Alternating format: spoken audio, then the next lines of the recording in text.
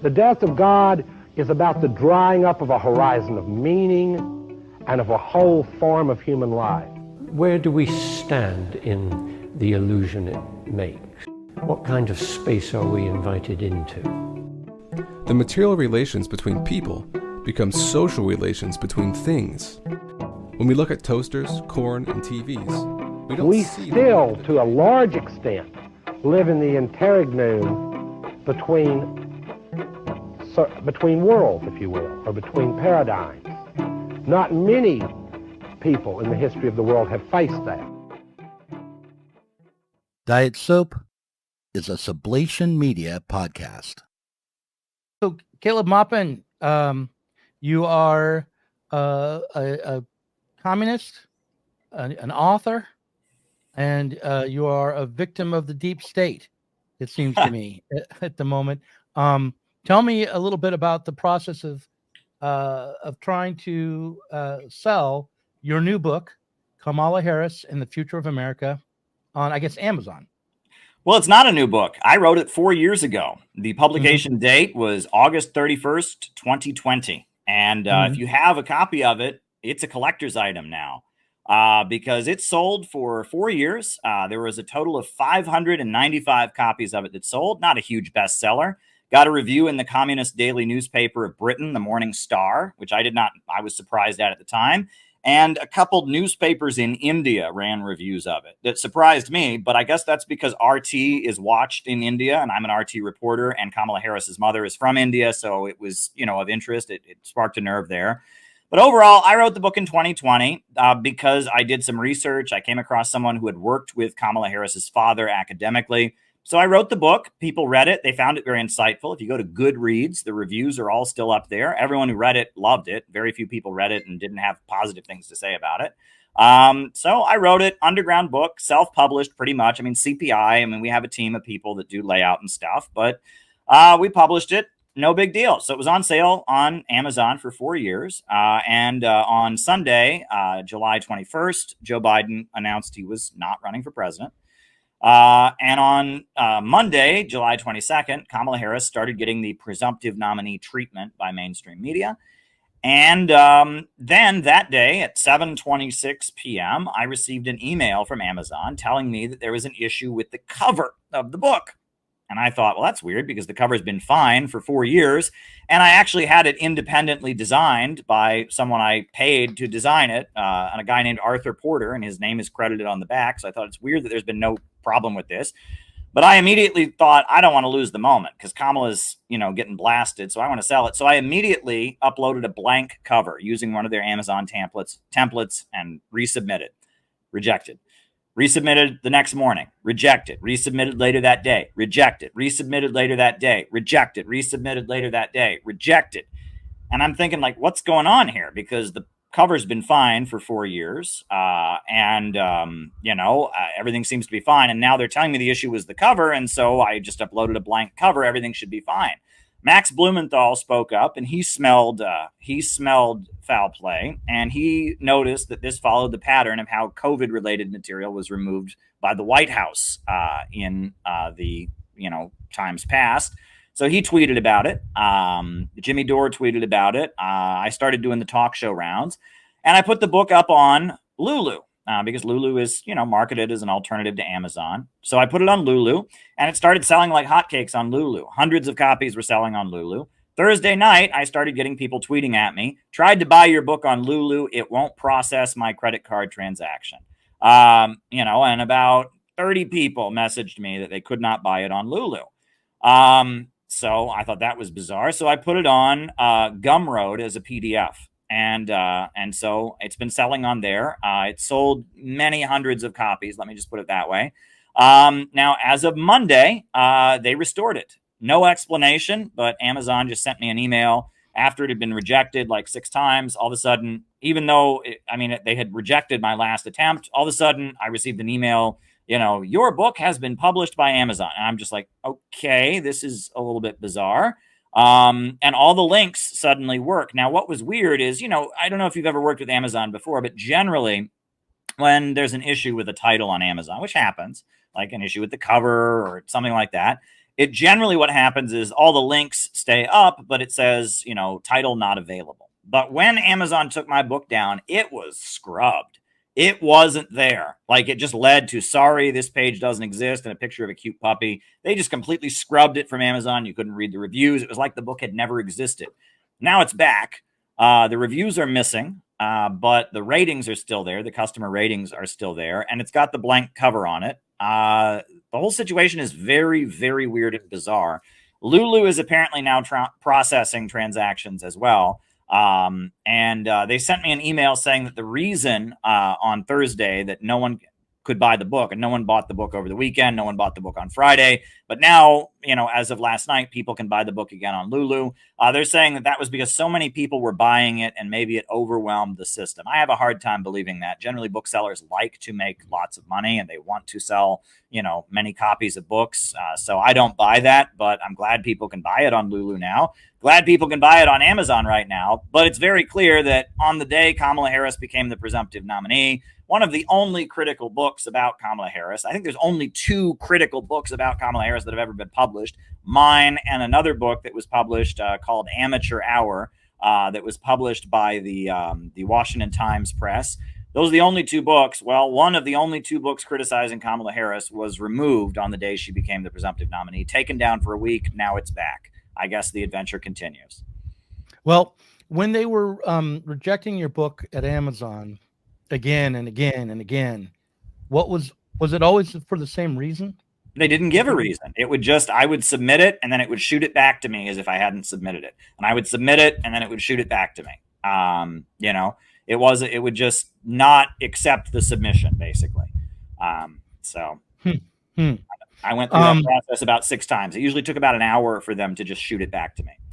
So now, you know, a couple of years ago, if I had heard this story, what I would say is, well, look, especially as someone who's a little older, I would say, look, these computers, you know, usually there's human error.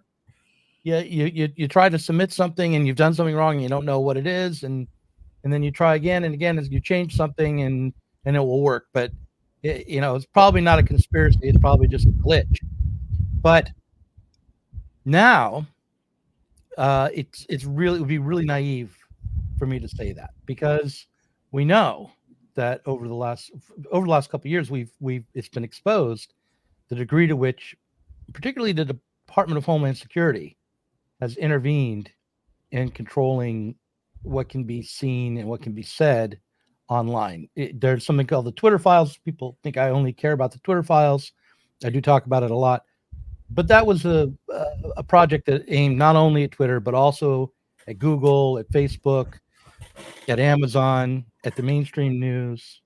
And you mentioned the COVID period. Well, it really didn't get started then. It got started during the 2020 election, and it was designed to protect election integrity, so-called.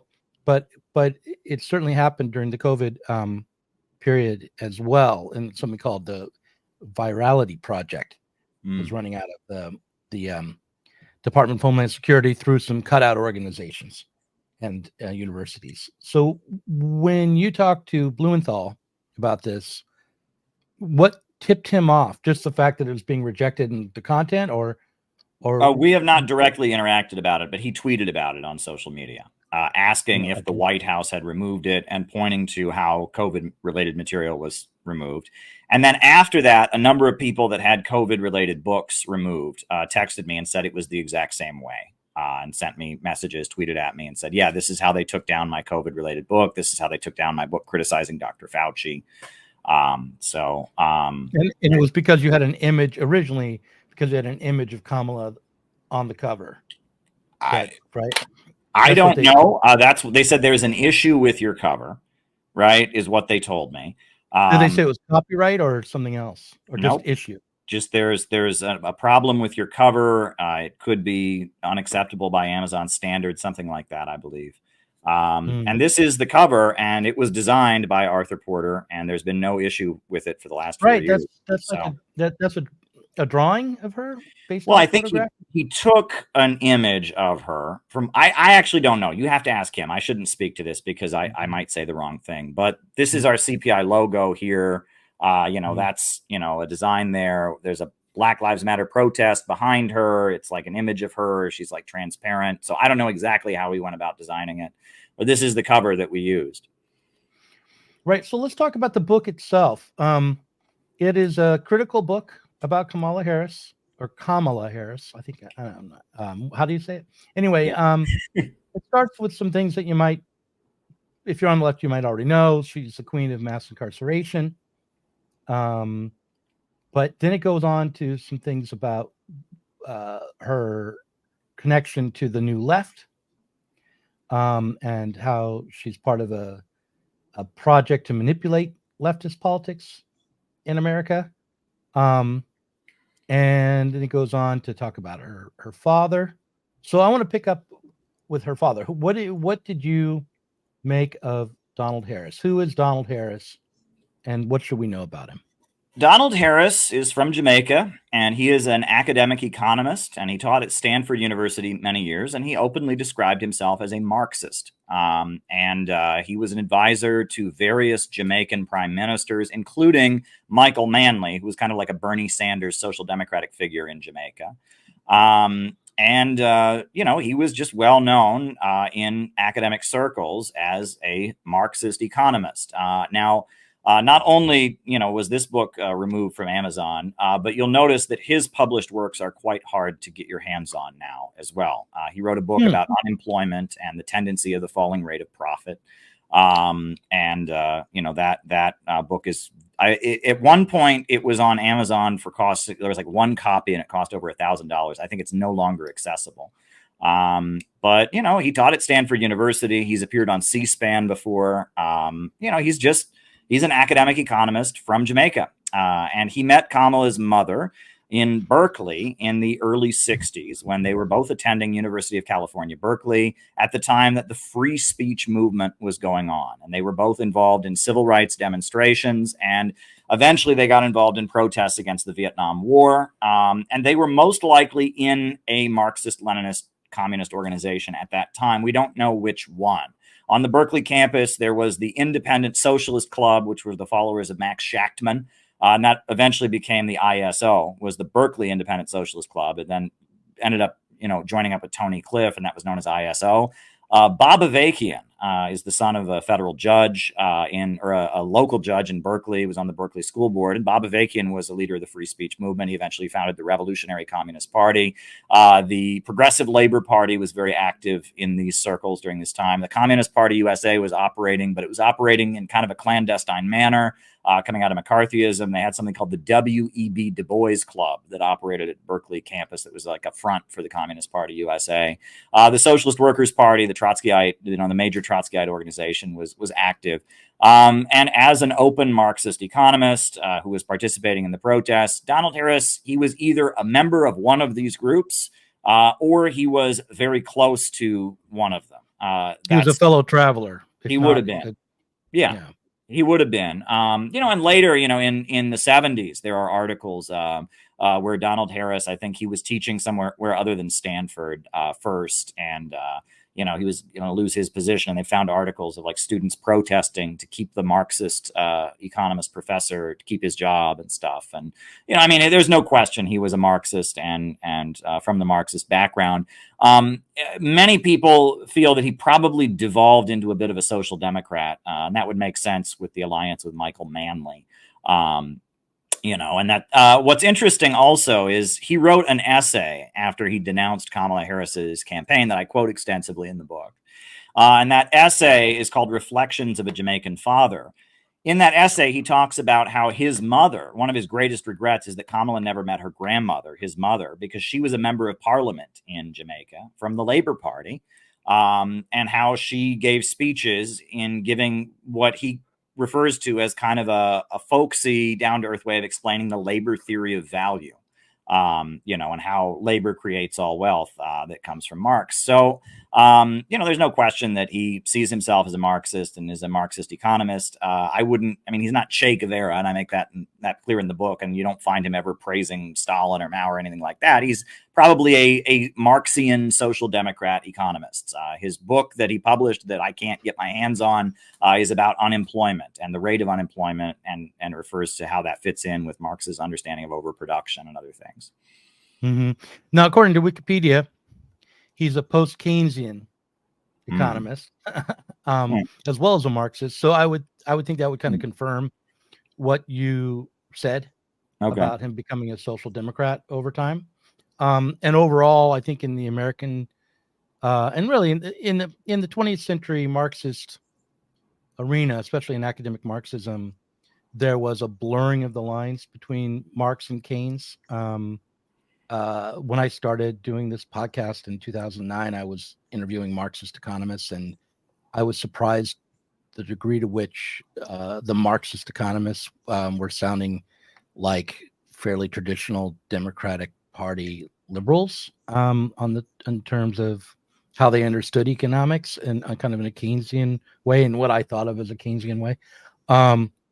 So yeah, and when you wrote about him in your book, what influence do you think that had on Kamala Harris? So like what significance is it that he was a Marxist in the 20th century, late 20th century style of blurring Keynesianism and Marx?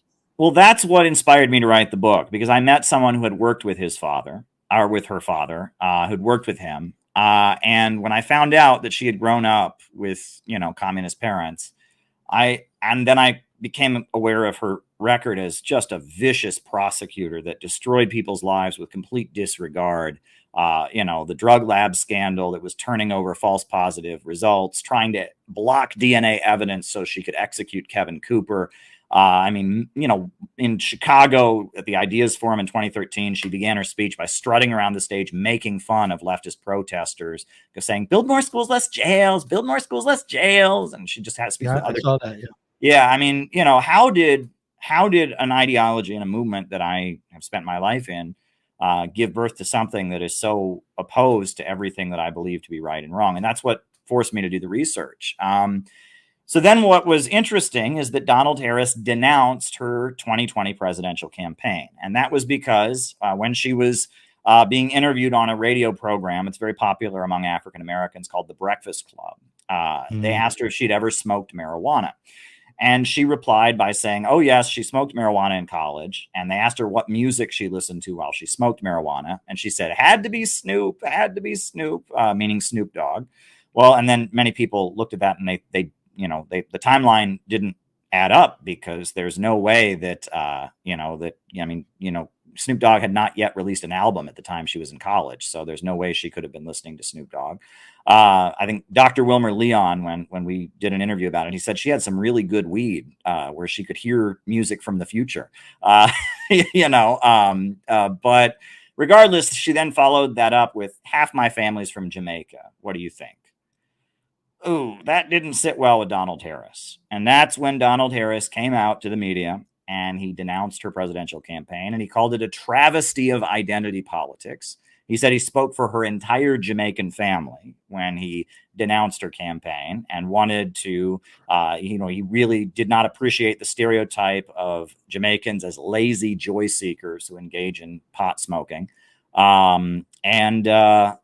Then he published an essay called Reflections of a Jamaican Father, which is very interesting. It's 10 pages. You can find it online, and it's written very carefully, because I can tell he's under a lot of pressure right now. He's not giving any interviews, and he will not give any interviews. He's retired. He's 85 years old. He's living in Jamaica.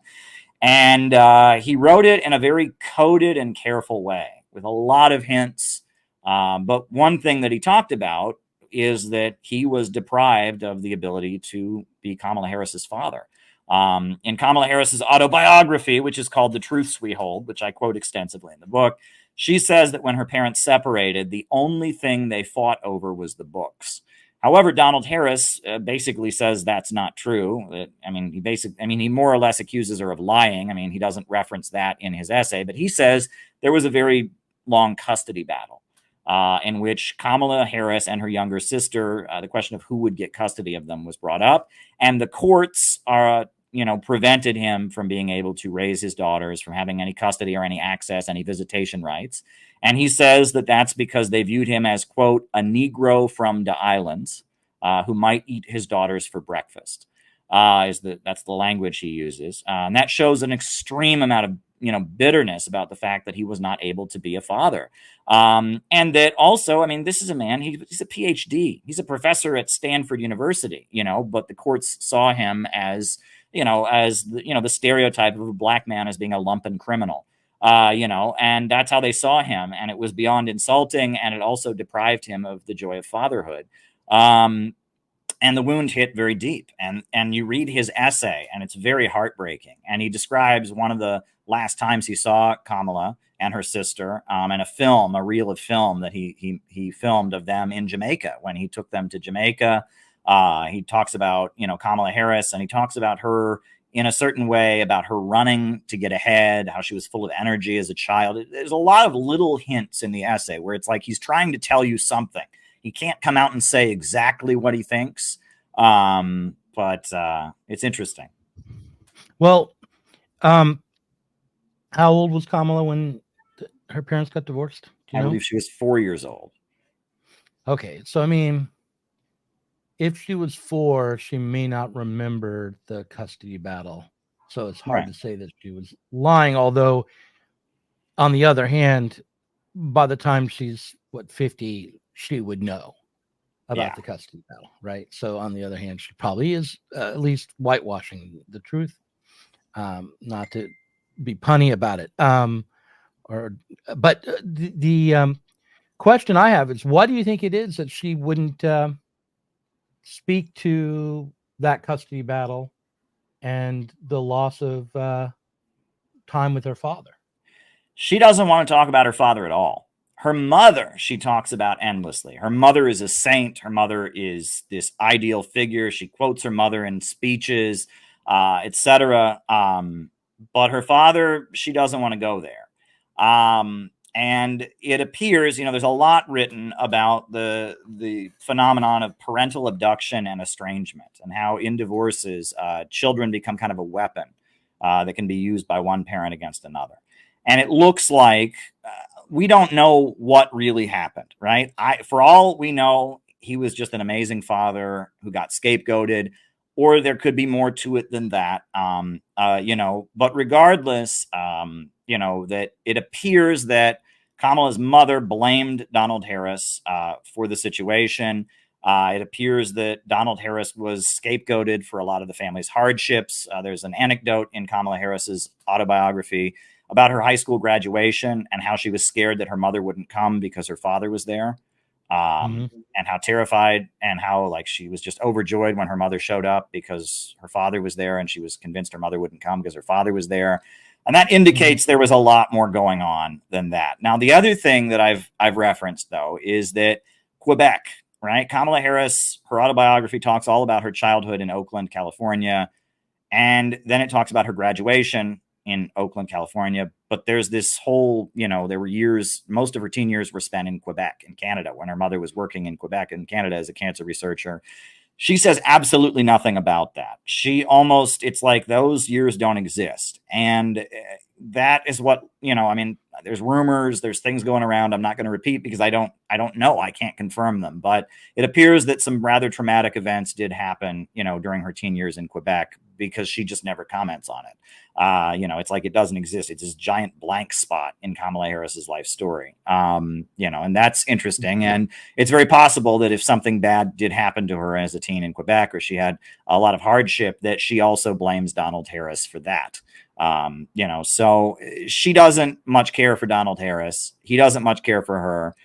The two of them, there is a photograph of her and her sister with him, when they were adults, but he did not attend her inauguration as vice president.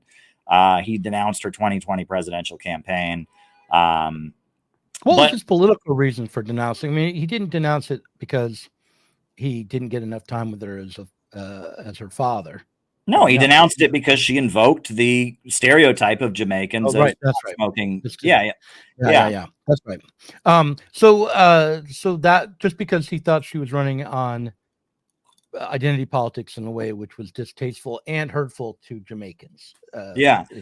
Right. The other thing, though, is that Kamala Harris talks about her own childhood more than any other politician that we've ever seen. T-shirts. That little girl was me became a catchphrase during her 2020 campaign. Images of 10-year-old Kamala Harris.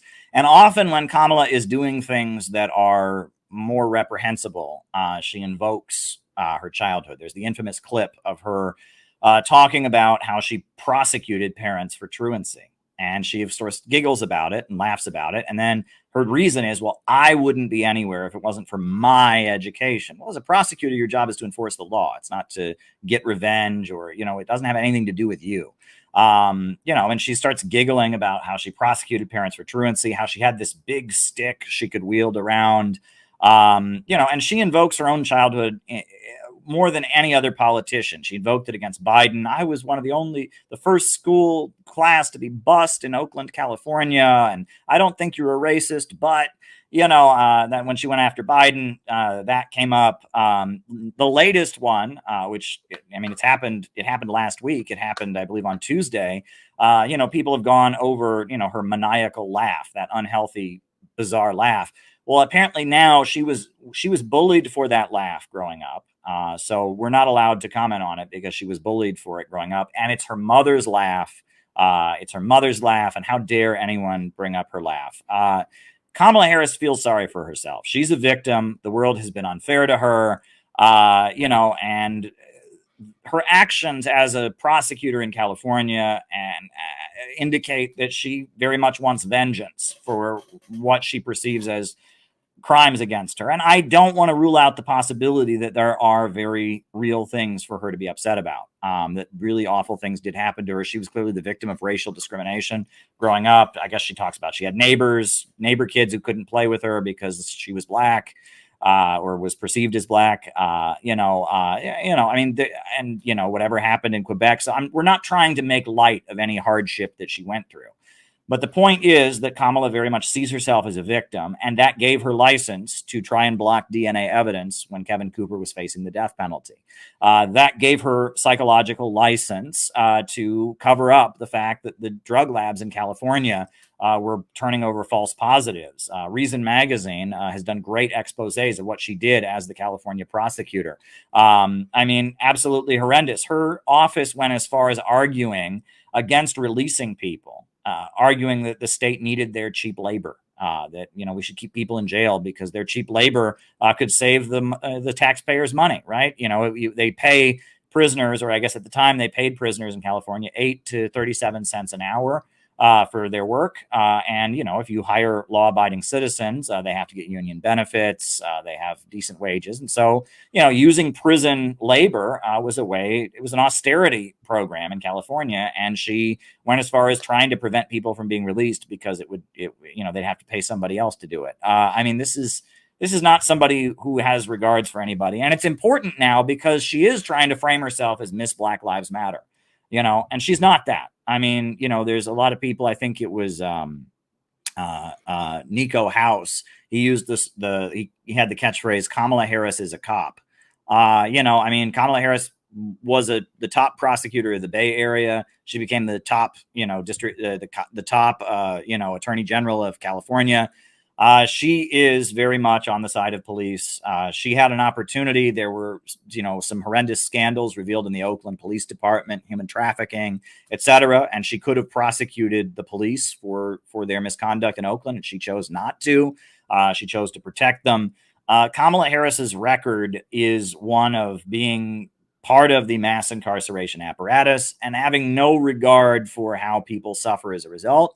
And she seems to see herself as a victim. The world was unfair to her, so that makes it okay in her mind. And that's a very, very dangerous mindset to have. But what I get into in the book and what the second chapter is about is, unfortunately, that is the mindset that leftism has largely appealed to, that lust for vengeance, libidinal release, right? People who have been repressed, people who've been told to keep in their place, let it all out, let the rage come out. That's the guillotine. And, you know, even the red flag, right? The symbol of communism. I mean, it was the red hats during the French Revolution. The Jacobins wore bright red hats. Red became the color of revolution in Europe. Then later during the 1848, you know, Spring of Nations, etc., red became the color of revolution. But what is red? Red is the color of rage, anger, and sexual passion.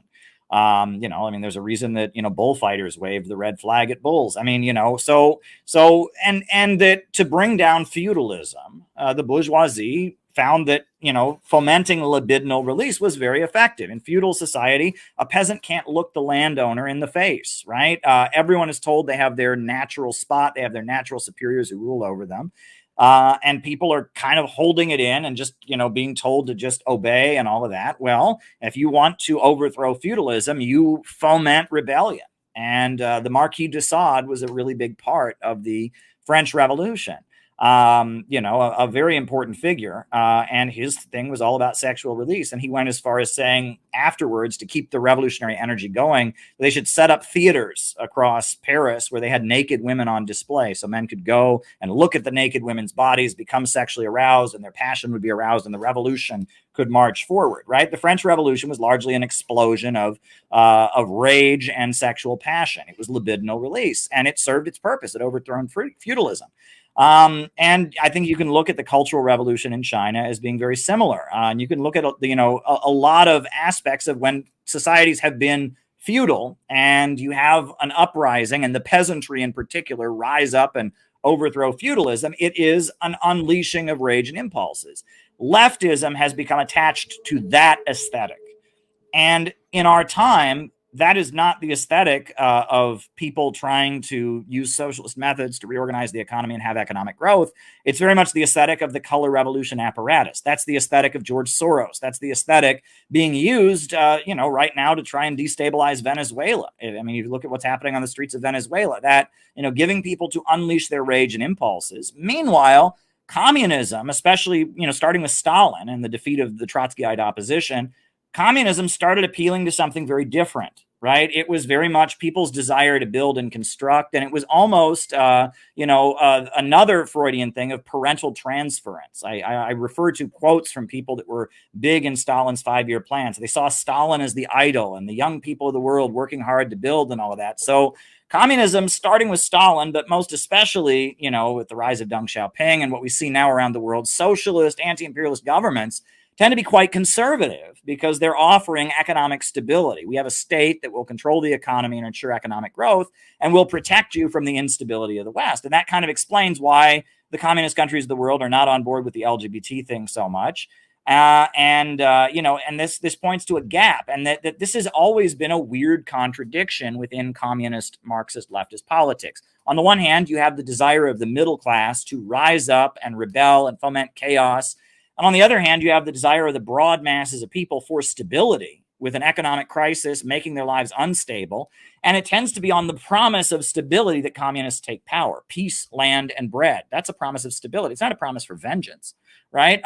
You know, and that you know, the Communist Party during the height of its influence in the United States, you know, their slogan was 1932, William Z. Foster ran for president. He said, "The revolutionary way out of the crisis." And then later, 1940, Earl Browder ran for president, and it was just the way out. We're offering a way out of instability. People are hungry. People don't have jobs. We're offering the way out. We're offering the road to stability. And they put forward an economic program, demands that could be implemented under the system, but wouldn't be because they cut into capitalist power. They put forward an economic program that would bring the stability working people were longing for. And this is a contradiction. There's always been two souls within communism. Do we want to foment rebellion and chaos, or do we want to bring stability with central planning of the means of production? Which is it? And Kamala Harris she is one side of leftism incarnated. And that's what I'm arguing in the second chapter of the book. Well, when she was a prosecutor, it seems to me that she would have been arguing on the side of law and order and stability. As a prosecutor, someone who's going to put the chaotic elements in society away. And then when she became the vice president, and from what I can tell, she was rhetorically anyway on the side of defunding the police and of Black Lives Matter, and promising to, and I think she helped fund a legal fund to help the protesters with their legal fees and with their legal problems. And in that moment, she was more on the left, like you described, aesthetically, for creating chaos. I mean, I of course am for giving the protesters, the Black Lives Matters protesters, legal assistance. Yeah. And I was sympathetic and empathetic to the initial rioting and protests around the murder of George Floyd. My own children were participated in some of the protests in Eugene, Oregon, which is a very white town, but nonetheless, you know, there was a lot of passion amongst young people to try to do something about police brutality. But I also saw at the time that the protests were being used in an election year by the Democrats, and that it was likely, at least there was more than a 50-50 chance, like a 55 to 45% chance, that the protests would only lead back to the Democratic Party and be used to help get Joe Biden elected, which I think is what it turned out to be. Although people debate me on that. They say the chaos actually worked against the Democrats because it was seen as a Democratic Party operation, and that they were responsible for the chaos, and people wanted stability. But I think that as often as that happened, there was a feeling that because it was Trump in office, this chaos was happening, and he was a chaos he brought the chaos himself. He generated chaos. I guess what I wonder is if we're looking ahead to a Kamala Harris presidency, and I think there's a good chance we are. I think that all things being equal, unless something shifts, I think the trend is that Kamala Harris will be elected in November. Whether she's elected straight up or if they rig it fair and square, she'll be put into office. And so what do you think we can expect from Kamala Harris in the position of the presidency? And don't you think that maybe, you know, when she's in a position where the opportunity for personal power requires her to be the law and order candidate that's promising stability, she'll be that. And when the opportunity that presented to her is one where she needs to generate chaos, she'll do that. Do you think that we can really predict based on her character what kind of president she'll be, rather than predicting based on the needs of the Democratic Party and the problems that the country will be facing after she is elected? Well, I'll tell you this. I think if you want to know what a Kamala Harris presidency would mean, take a look at the Uhuru case. There are 3 black activists in St. Louis, Missouri, and in Florida, St. Petersburg, Florida. They have been indicted as being foreign agents. This is something that hasn't happened in America since 1948. We have black activists being charged with being an agent of the Russians, not committing any crime, just for their activism. They're saying it makes them a foreign agent. And they are trying to, you know, if they are convicted, they could get up to 15 years in prison, you know, on this conspiracy to act as a foreign agent charge. And the Biden administration did this. If Donald Trump had did this, there would have been a huge amount of outrage about it. But there's not outrage about it. And it comes at the same time that we've seen hundreds of January 6th protesters get ridiculous sentences for walking into the Capitol when the doors were open. And I think a Kamala Harris presidency will mean a lot of political repression of people that are at odds with the liberal order. And I wonder what that means for me. My book was clearly on a list or something, the fact that they took it down the way they did. And, you know, the other thing is that I do want to get this out there, right? I work for RT. I do report for RT. I've been to Russia a number of times. I've met Putin several times. And there's a time that we actually had a back and forth where I asked him a question and such. But no Russians had anything to do with this book. And I'll just say that. And if I had gone to RT and said to them, hey, I'm writing this book, they probably would have urged me not to do it because they didn't want me to rock the boat. This book is not a Russian conspiracy. And we want to be very clear about that, you know, because I assume that if they come for me because of this book, which, I mean, it appears to me, I knew that her staff had a copy of it, and I got that through a back channel after I published it. I knew that it was in the vice presidential office. There was a copy of it, and I knew that she knew it existed. But it appears that they did not want this book out there as she became the presumptive nominee. So, you know, if they come for me, I'm sure they'll try to say the book is a Russian conspiracy. It's not. I can prove that. They'll have no emails or no communications with which to try and make that argument. But, you know, that may be, you know, what is alleged. I don't know. But I think we can be sure that under a Kamala Harris presidency, there will be a lot more prosecutions like the indictment of the Uhuru 3. And honestly, you know, Trump is making a lot of noise right now. He's going to prosecute the communists, blah, blah, blah. You know, I don't think so, because he wouldn't get away with it. Right. I mean, you know, yes, there has been a call from Marco Rubio and some others. They have singled out not PSL itself, but the People's Forum in New York City, which is run by PSL, Code Pink, and some PSL aligned forces. They've accused them of being foreign agents of China for running the Palestine rallies. Well, Marco Rubio runs his mouth and says all kinds of things. But if Donald Trump were to get into office and move to prosecute them, probably the result would be the whole left rallying in their defense. However, you'll notice that when Joe Biden indicted the Uhuru 3, nobody did anything. I did stuff about it. Tucker Carlson highlighted their case. Tara Reid spoke up on their behalf, right? You did. I did. Yeah. I spoke out about it. On the internet, all the breadtube social media people would just say, well, I heard that they're a cult and that makes it okay. Right. And they even conflated it with another organization called Black Hammer, which is a separate group. And there's been, you know, and they would just say, oh, well, it's a cult, Black Hammer. And then they would just change the subject. And I've never seen. It doesn't matter if it's black. If it was Black Hammer, it wouldn't matter. Exactly. Right. Exactly. Because what they were arrested for was political speech that they were distributing. I know. We have the First Amendment in this country, and that is a clear violation of the First Amendment. And I don't care if they did get $1,000 from Putin directly; they have the right to publish their ideas. And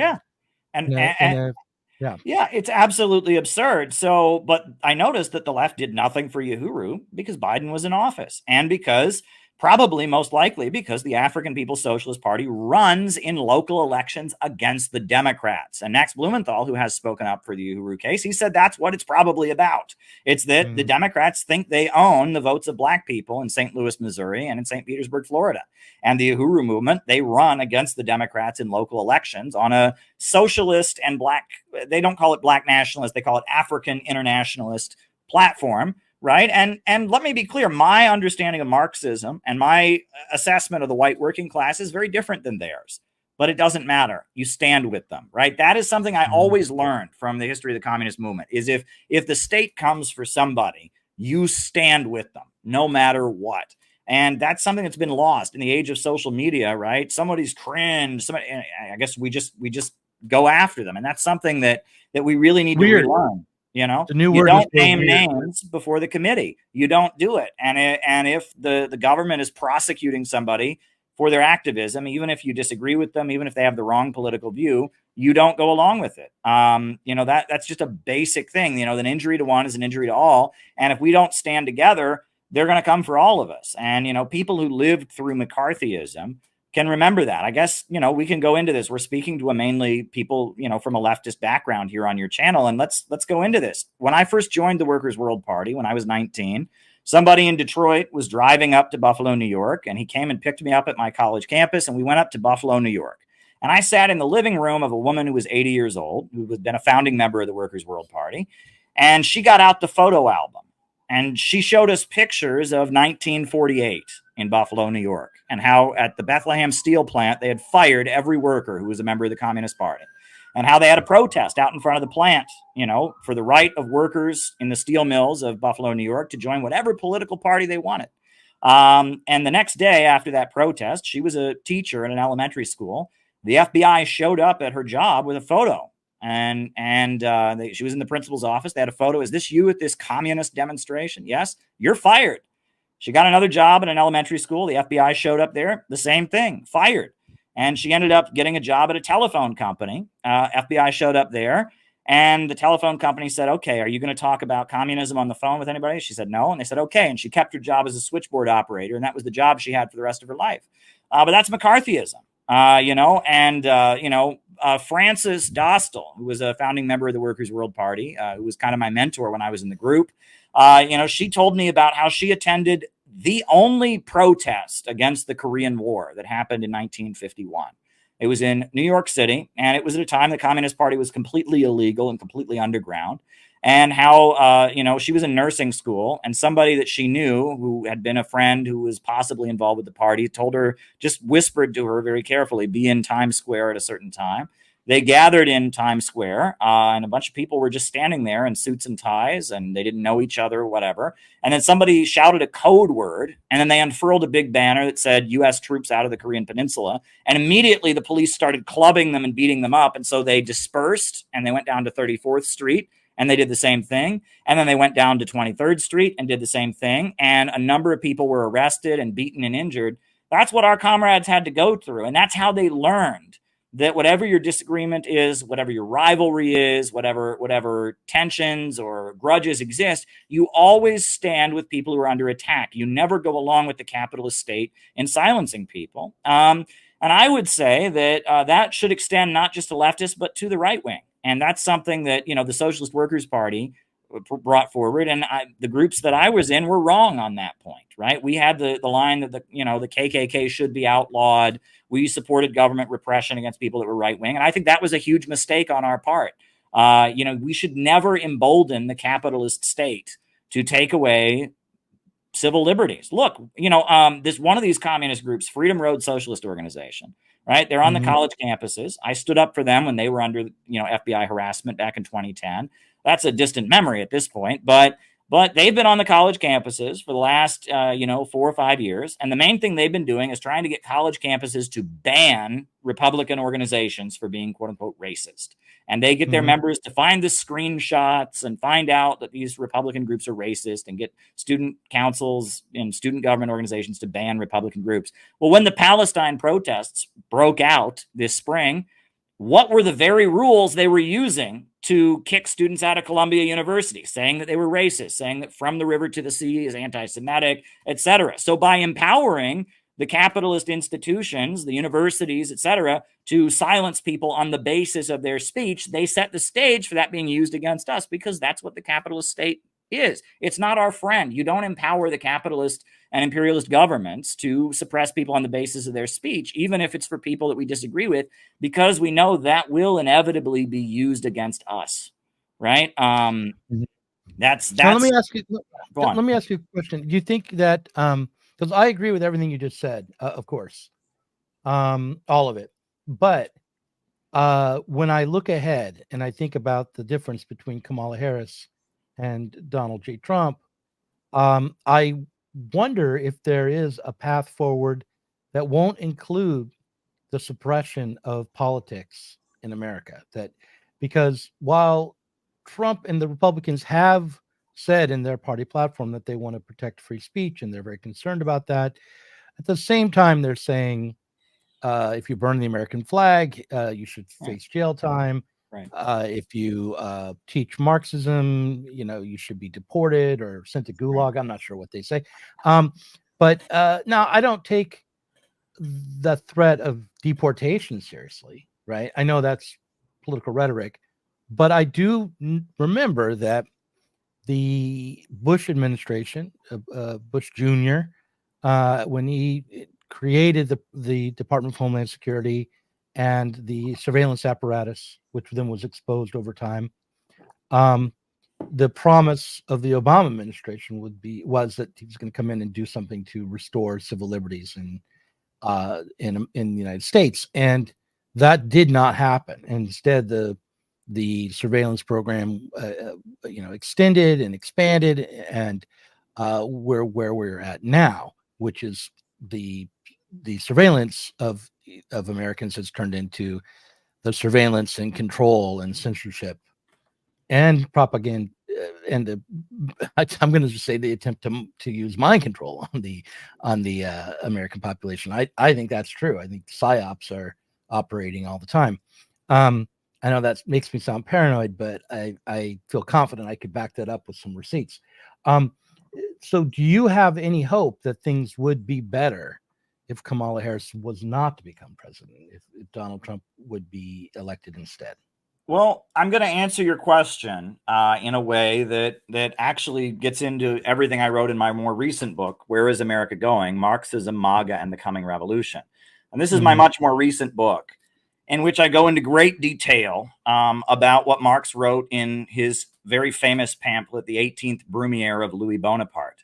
This is the process of liberal capitalist society facing an economic crisis. And what happens is, there's always repression of people that are organizing for the working class, organizing, there's always repression of the working class. But what happens when the ruling class is fighting among itself in terms of an economic crisis, as they're panicking and trying to figure out how to get the economy going again, is they begin to suppress each other. And that's what Marxists call Bonapartism.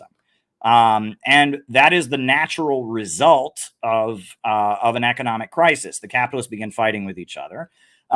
Fascism and Hitler is probably the most blatant example of Bonapartism, but that's just one form of Bonapartism. I mean, Louis Bonaparte jailed all kinds of his political opponents, but rather than setting up fascism, he actually did a lot of industrialization. He passed a lot of progressive reforms, the 12-hour workday, etc. And that Louis Bonaparte was kind of like a Roosevelt figure, but in order to do what he did, he had to repress a lot of capitalists. And the main opposition party, called the Party of Order, the Conservative Party, was forced into exile. And that his Bonapartism was done in the auspices of kind of keeping the glory and the memory of the French Revolution going.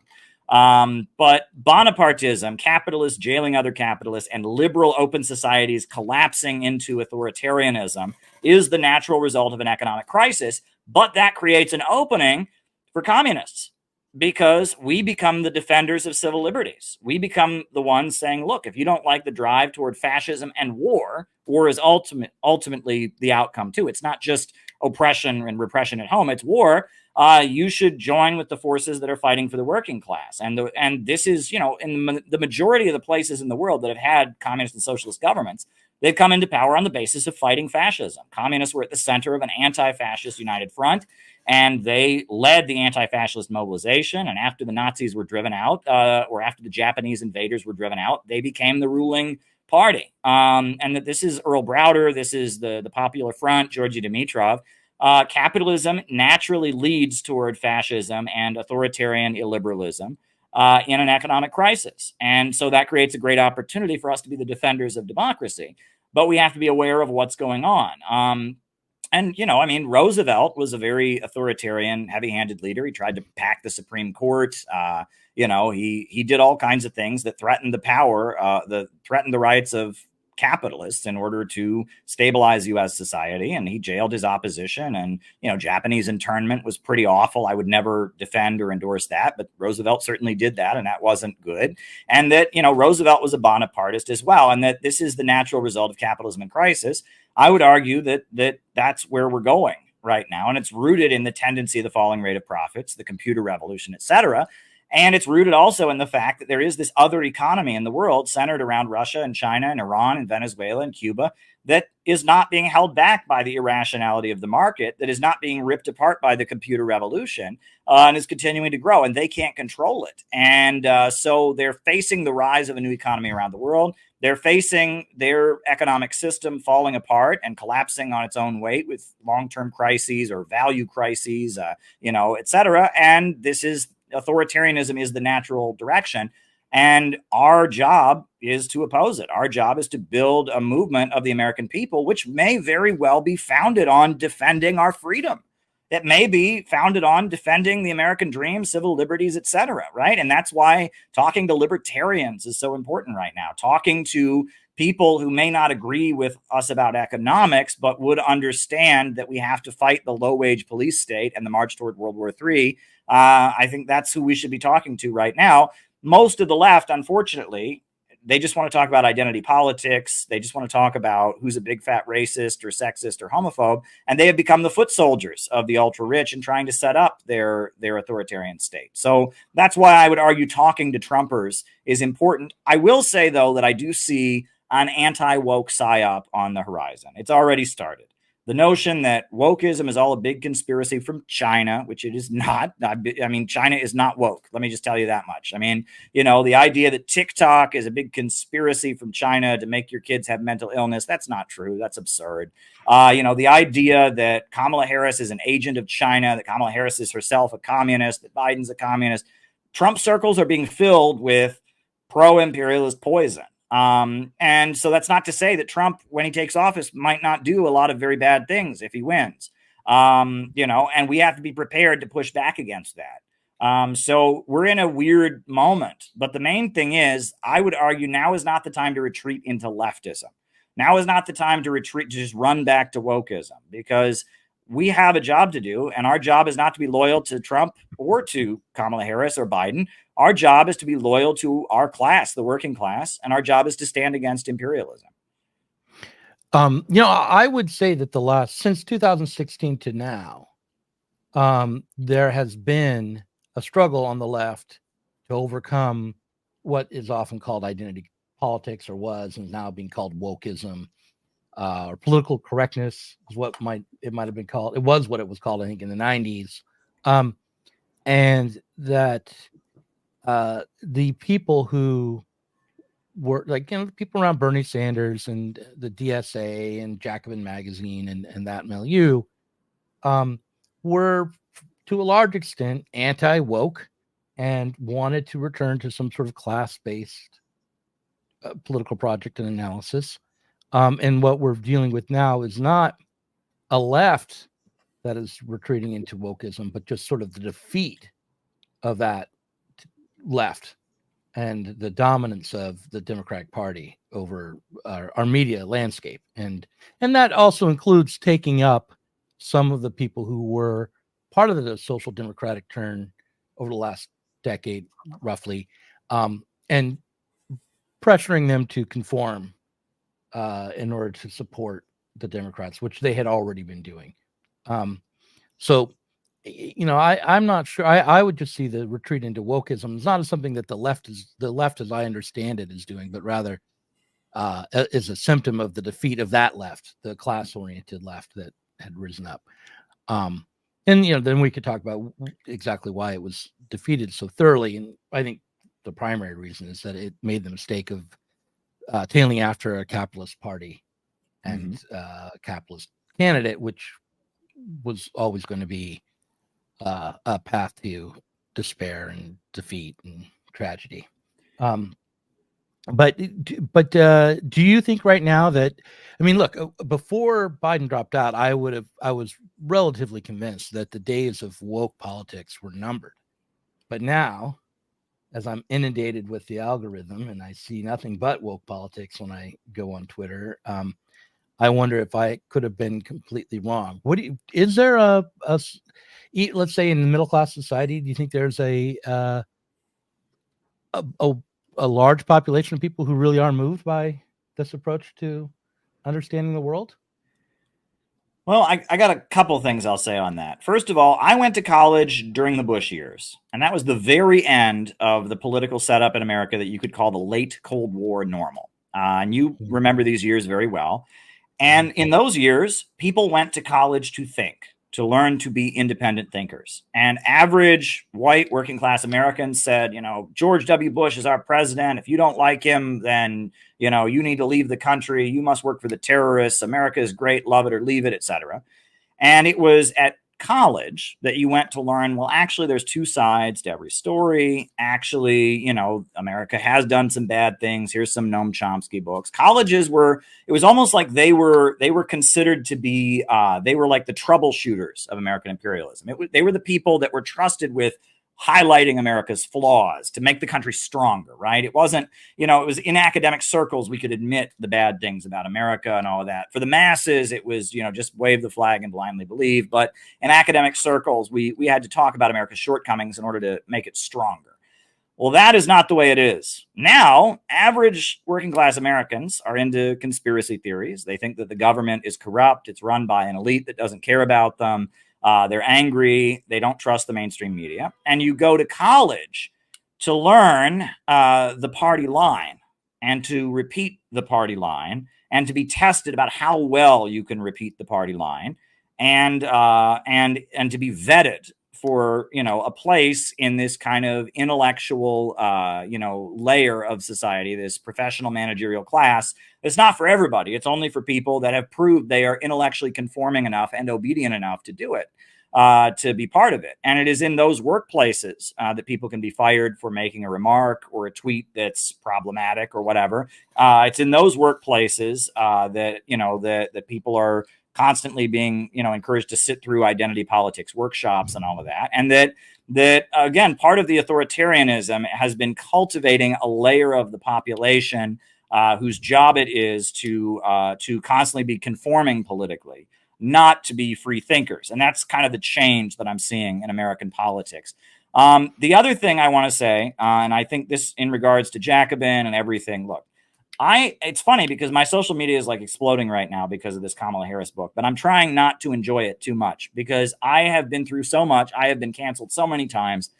Social media is rigged and social media is fake. Okay. And I don't want to go into too much detail about it, but social media is rigged. Social media is fake. And the future, we have to build a real organization among working people. We need to recruit people to this kind of politics who would never go looking for it. Who are just working people in their communities who are struggling or looking for answers. People should join an anti-imperialist or a communist organization for the same reason they might join a Pentecostal church, or for the same reason they might, you know, join the Rotary Club or something, because they're looking for a community, they're looking for a group to do something with, and we have to get out of being an internet niche. And that this is something that I'm realizing. And I got to tell you, you know, you mentioned Jacobin and all of that, and I'm glad that they were critical of identity politics, but Peter Coffin and I have been put through hell. I put forward the notion that I was a patriotic American, which I am, and that socialism would make a better country, and that imperialism, the global system of monopoly capital, is not good for American working people. And it became common knowledge on the internet that I was clearly a neo-Nazi. I was clearly a white supremacist. Well, it's interesting because my wife is an immigrant. It's interesting because I've spent years, you know, going to court with police brutality victims and, you know, and all that. But no, I clearly must be a neo-Nazi. Starting around 2016, 2017, I could not even go into leftist spaces in New York City. I went to support the students at New School University when they occupied their cafeteria, and I was taken aside and told, people are uncomfortable with you being here because you're known to be a white supremacist and a neo-Nazi, and that the internet is a psyop and it's very controlled, and that these forces may have been critical of social media to some degree or other. I did not see them ever defend myself or Peter Coffin. In fact, I saw them dogpiling onto Peter Coffin and myself. And, certain people were allowed to be the voices of Bernie Sanders-ish politics, and certain people were boosted. But they were pretty clearly told that Peter, myself, and certain other people were just not on that list. And that this is all just a psyop. It's all just a game. It's about controlling opposition, and it's about keeping it in an internet sphere where we play games and we throw mud at each other and we gossip and all of this. It's not what we need. And honestly, I look forward to the day that the Center for Political Innovation is big enough. I don't even have a Twitter. I don't even have a YouTube. I'm connecting with people that are in the group that, you know, I broadcast for people that are in the group. I don't want to be out there publicly. Right now, I have to be for a number of reasons. But I'm looking forward to the day that I'm not on social media. I'm at the center of a real organization that is meeting real people, helping them live a better life, providing real services in their community while teaching them a real ideology to save our country from this nightmare. That's what I'm looking forward to. So those are my thoughts in reaction. So you were called a neo-Nazi, not even a Strasserite, right? But full on neo-Nazi. Many times. I got the Strasserite accusation from time to time. Well, I had never heard of that. And I actually went and read Strasser after people said that, because I had to go research it. And I looked into it and I thought, oh, that's interesting. I mean, you know, and I did all kinds of research about who Strasser really was. What was this? I'd never even heard of that before. My background is as a leftist. I worked for Ramsey Clark. I was in the Workers' World Party. I was the media spokesperson for the International Action Center. You know, my whole background, my whole life story was I was an alienated young person in an evangelical Christian small town who drifted toward communist politics as a teen. So I never thought of myself as right-wing or racist or anything like that. So there you go. Of course not. Yeah. You know, the first time I ever really had an encounter with Peter Coffin, and it was, I think we had talked a few times on Twitter or whatever. But it was when I created a video, it was years ago, back around 2018, I think 2019, maybe, called Intersectionalism is Not Enough. And I was like, you know, I was arguing that if you want to take a look at what the intersectional doctrine actually was, it was a legal doctrine that had some use for, you know, workers in the 70s, and might not have been entirely wrong in the context of suing your employer for discrimination, but that in terms of a revolutionary struggle to overcome the root causes of our dilemmas, that in trying to actually address the inequities and oppression that's built into the capitalist system, that intersectionalism was nowhere near enough, and that we couldn't turn to it to be the horizon of our politics. And Peter Coffin came after me on Twitter like you wouldn't believe. He was like, you know, why don't you just, you know, say what you really mean, you racist, and things like that. And then we met in person in Idaho at a conference where it was like a left-wing conference to critique, but also take seriously the ideas of Jordan Peterson. And we had a conversation in a panel discussion, and I sort of think I won him over a little bit. And then a few years later, I'm hearing that he's a patriotic socialist and he's being completely canceled. And I was like, oh dear, did I make him go full right wing? Did he take me wrong? I mean, that's not what I meant. But then I talked to him and I was like, no, that's just he's being attacked in bad faith by a lot of different people. But I just thought it might be interesting for you to know that that's my story with Peter Coffin, that everyone kind of starts out on the left and trying to accommodate themselves to the left as it is, I think. And then you have to go through a process of understanding and self-critique and critique of the left to develop. Well, people learn. I've evolved over the years. I feel like my core beliefs remain the same, but I've certainly changed my perspective on a lot of things. And, you know, Peter's work is amazing. I have learned so much. I've got Woke Ouroboros behind me, one of a brilliant book that he wrote. Yeah. And his work regarding fandoms is very, very good. You know, the Marx for Sale documentary and such. I mean, where he talks about how fandoms are very toxic. They become less and less political over time. They're designed to be niche and exclusive. And I mean, he's done great things regarding that. And, you know, but I can tell a similar story to what you just told about a guy named Rainer Shea. You know, Rainer Shea is a young activist in California. For years, I would hear about Rainer Shea being hostile to me. Rainer Shea was always posting negative things, and he was into Maoist, third worldist or whatever stuff. But then he realized that the main danger is World War III. And so he said that, look, this Rage Against the War Machine rally is bringing together Republicans and others who oppose World War III, and that's a good development. And they all came for him, and he realized what was going on. And now Rainer and I are good friends. And Rainer is a member of the Center for Political Innovation. We're going to publish a book that he wrote pretty soon. And it shows that people can change, right? And that's the point. And that, you know, growth is a big thing. And that's what, you know, I mean, that's the whole, you know, you read the Christian Gospels, the prodigal son. And I am all for forgiveness, right? If somebody who's dissed me on the internet comes to me and says, you know, hey, I wasn't right, I don't go, oh, get away from. No, I have reconciled with many people over the years who've been particularly unfriendly. I will say, however, and I'm not going to get into specifics because I don't want to start that up again, right? I have no obligation to run after big social media influencers and beg for them to reconcile with me, right? And that is something, and that is something that there are a lot of people trying to pressure me to do right now. And I'm sorry, I'm not going to name names, but I'm not going to name names, but there are a number of people. Oh, why don't you just go beg to join this group? Or why don't you? No, I'm not going to do that. Right. I mean, if people have made clear they don't want to be working with me, if people have had the opportunity over and over and over again to, heal the wound and they don't want to, I'm sorry, I'm not going to humiliate myself that way. Right. And as Jimmy Dore frequently says, these people know how to reach me. And the one thing I don't like is when people on the internet try to be the back channel. They have it in their head, well, I'm going to be the person. And it's part of the fandom syndrome. They're a fan of this voice online and they're a fan of your voice online. And in their minds, they want to keep liking both shows. So they're going to try to heal the group. No. If this person wants to reach me, fine. But don't play games with me. And I'm done with the internet. I really, really am. I have a message. I have an idea. And I'm at the point where we're transitioning away from the communist label in CPI. I mean, we clearly are. We quote Marx and, my life story and all of that.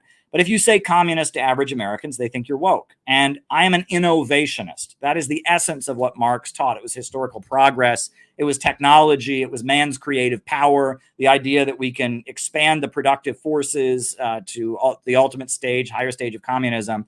And I want to communicate to people that I want economic growth and I want to make their lives better. And if I say I'm a communist, people think I want destruction and vengeance and chaos, and I don't want that, right? And so, the term innovationist is now the term that CPI is starting to embrace as our perspective when we present ourselves. We're not denouncing Marxism and socialism, and we obviously think our interpretation of it is correct, but our interpretation of Marxism and socialism is so far away from what your average person calling yourself that in the United States thinks right now. It doesn't do us any favors to go around waving the red flag. When I went to the RNC on the way to the RNC, and this is one of these anecdotes that I know I'm going to tell too many times eventually, but I don't think I've told it too many times yet.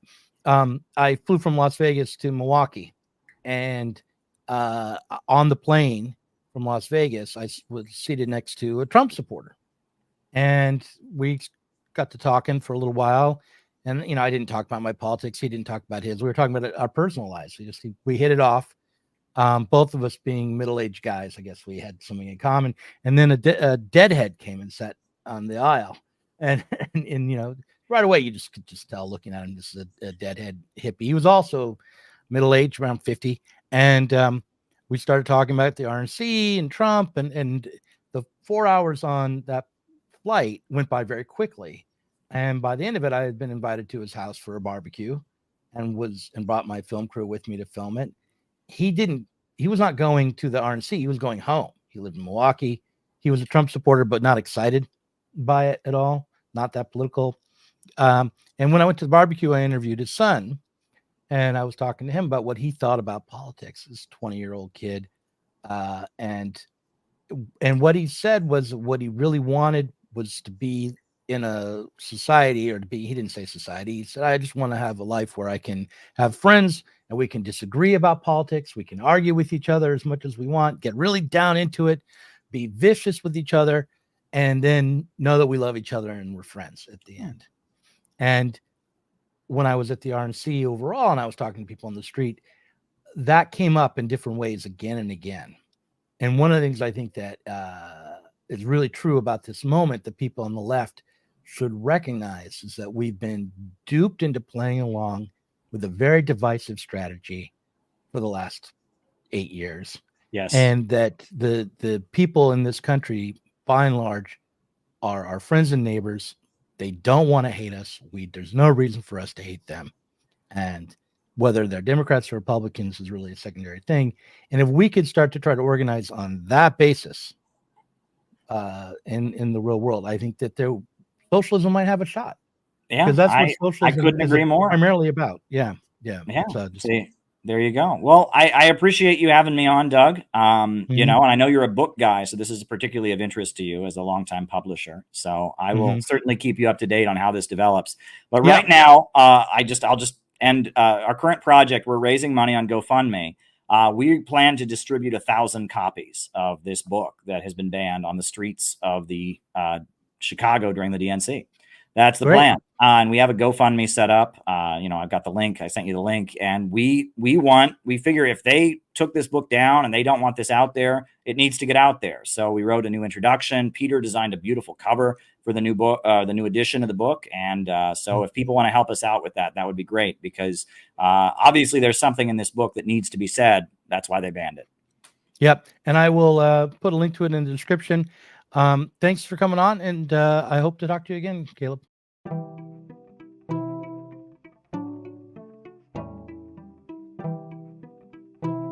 If you enjoyed this conversation, please do consider supporting us on Patreon. Our patrons help to make sure that Sublation Media can continue to provide interviews, videos, books, and articles that are critical of the left from the left. If you are tired of remaining stuck within bourgeois ideologies and politics, help us sublate them both.